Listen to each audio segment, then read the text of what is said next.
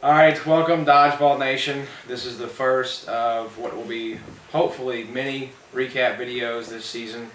Alex here. Me and him are going to discuss the home opener for Western Dodgeball today against the University of Kentucky Wildcats. Briefly go over some of the high points and just let you guys know what happened.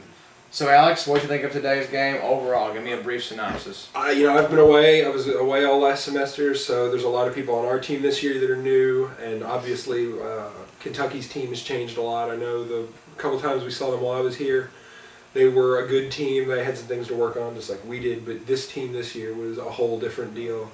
Someone had told me about how the Battle of the Bluegrass went last year and how it was kind of just like a clean sweep for Western, and it was obvious that they'd done a lot of work, because I think that this team that Western has this year is better than the one that was here previously. So we've improved, and they've definitely improved markedly. Yeah, but the team that we played at the Battle of the Bluegrass was definitely nothing like the team that they had there today.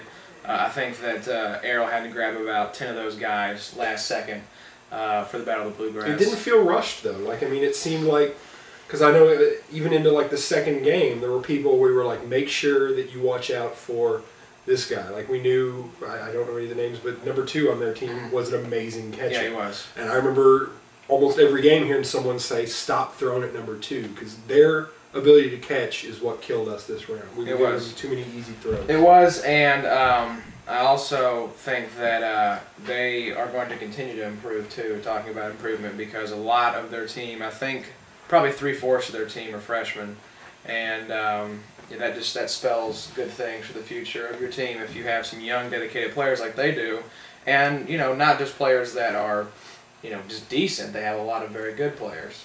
And I feel like we had a really good rivalry kind of thing going.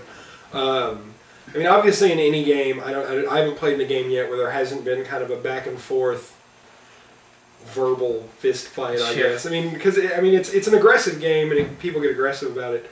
And I feel like we had just enough hostility going back and forth to really make for a... Well, in an in-state rivalry, you want there to be some level of, I don't want to say bad blood, but I want there should be a level of hostility, and I think we kind of ironed that out at the end. We talked to their captain, and he kind of said, he even said the same. He said, I feel like we've kind of got a good, we don't hate each other. But Yeah, you shouldn't want to be, want to be best friends with them off the court, but when the game's going on, you should want to take their heads off. Mm-hmm. And like you said, both teams have really improved, and I think that if, when we get the Nationals this year, I think what he said, it would be a shame if we get put together and take each other out in the first round. Because, like he said, we could really represent Kentucky well at Nationals. And one thing, too, I want to talk about before we go is the crowd.